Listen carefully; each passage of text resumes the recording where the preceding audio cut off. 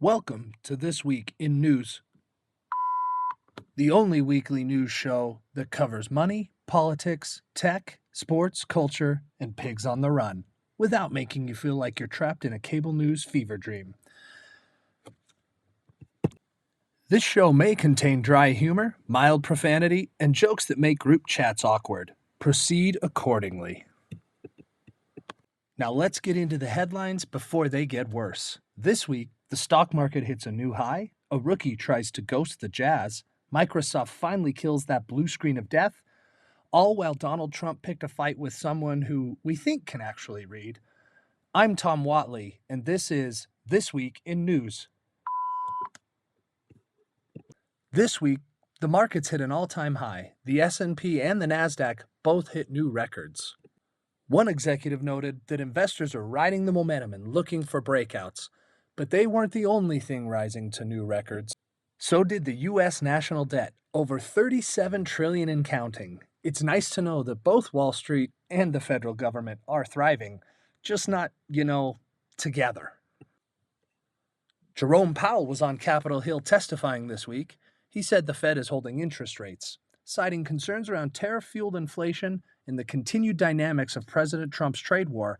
Powell appears firm on holding the line, despite Trump's public jabs at his competence. Translation for you and me, your landlord's still going to charge you $2,800 for a studio with exposed brick and exposed trauma. And while some analysts are optimistic about rate cuts in the future, in the short term, they're unlikely. Kind of like my odds of owning a home before the sun explodes. The NBA draft was this week in Brooklyn. To no one's surprise, Cooper Flagg, the Duke superstar, was drafted number 1 overall by the Dallas Mavericks. Analysts say the 6'9", 18-year-old could earn $1 billion in salary alone by the time he's 31. Interestingly, analysts said the same about me when I graduated from a state school. They overshot my earning potential by, yeah, you guessed it, $1 billion. But the most interesting story to come from the NBA draft involved Ace Bailey and the Utah Jazz. That's right, the worst team in the league. Bailey, the 6'10", 18-year-old who played a year at Rutgers, took a unique approach in lead up to the draft. He chose not to work out for any teams before the draft, and he made it known there were only a few teams he'd even consider playing for. It probably doesn't come as a surprise to you, but the Utah Jazz weren't on that list. So naturally, the Jazz drafted him. Now, I've never been an NBA GM, but building your future around someone who actively dislikes your city feels like a bold strategy. But hey, the Jazz did have the worst record in the league last year, so it can't get worse, right, Jazz fans? In politics, the biggest headline of the week belongs to Zoran Mamdani. Mamdani, the Democratic Socialist, won the city's Democratic mayor candidate primary, defeating former New York Governor Andrew Cuomo. Mamdani's victory was due in large part to a huge youth turnout. In other words, Gen Z has spoken. His policy highlights include rent control, free public transit, and city-sponsored grocery stores. Dave Skylark was overheard saying that New York is about to become North Korea, but with better bagels. Meanwhile, in defeat, Andrew Cuomo is still staring at the end of his political career. As the dust settled on the results, it became clear that he had little sway with young voters, and he needed more senior-age voters to turn out. Ironically, you could say he's paying for his nursing home decisions back in 2020. After all, those missing voters could have really helped his chances. We couldn't not feature a story for all you Swifties out there. To the chagrin of middle-aged male NFL fans, Taylor Swift continues to date America's favorite tight end. Her ad hoc performance of Shake It Off in Nashville had so many MAGA men screaming and hollering, you'd have thought it was a Trump rally. Meanwhile, her possible future brother-in-law just showed off his not-so-tight end in a banana hammock at an autism fundraiser. I think I know how we can unite America. Can we all just agree that we're all a little tired of the Kelsey brothers? A new Jurassic Park movie is coming. Set to release in theaters on July 2nd, Jurassic Park Rebirth is the 7th installment in the franchise. This one features Scarlett Johansson, who leads a team onto a research island searching for DNA that can help save humankind.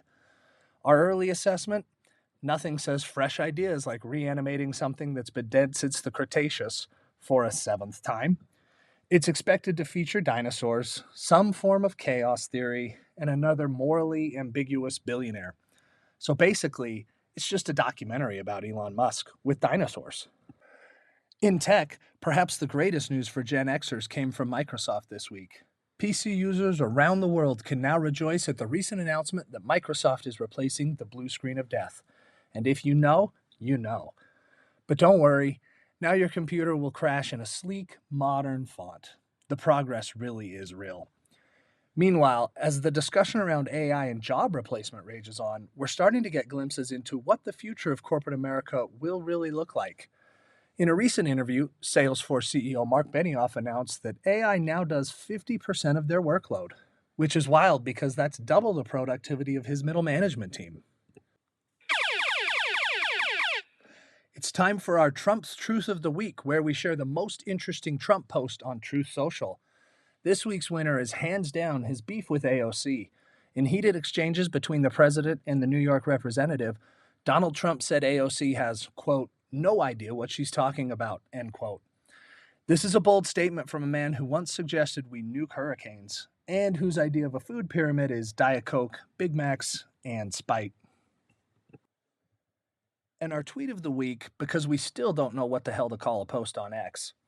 Tom Brady was seen flirting with Sydney Sweeney at Jeff Bezos' wedding, and it has all the makings of an off-season scandal. If he and Sweeney do pair up, it's Taylor and Travis who might get benched. And didn't we just say we're all a little tired of the Kelsey brothers? Somewhere Taylor just looked up from her journal and whispered, not on my watch. In our local spotlight, we go to Orleans, Massachusetts, where this week police successfully captured a loose pig that had been running through town. Yes, that line is dripping with irony. Officers lured the pig into custody using crackers.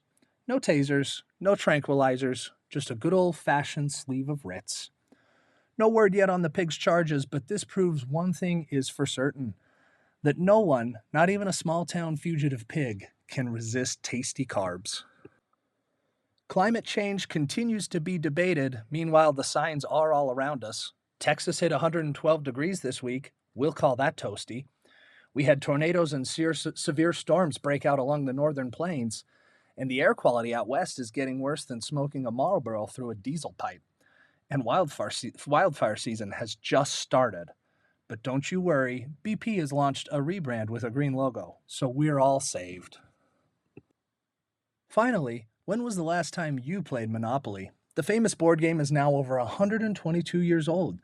Originally created in 1903, Monopoly was a woman's idea of trying to warn people about the dangers of capitalism.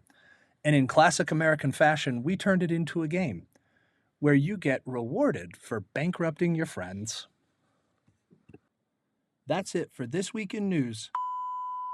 Markets are up, interest rates are stuck for now, and Donald Trump is still yelling at women online. I'm Tom Watley. We'll see you next week, unless I stumble into that $1 billion I was projected to make.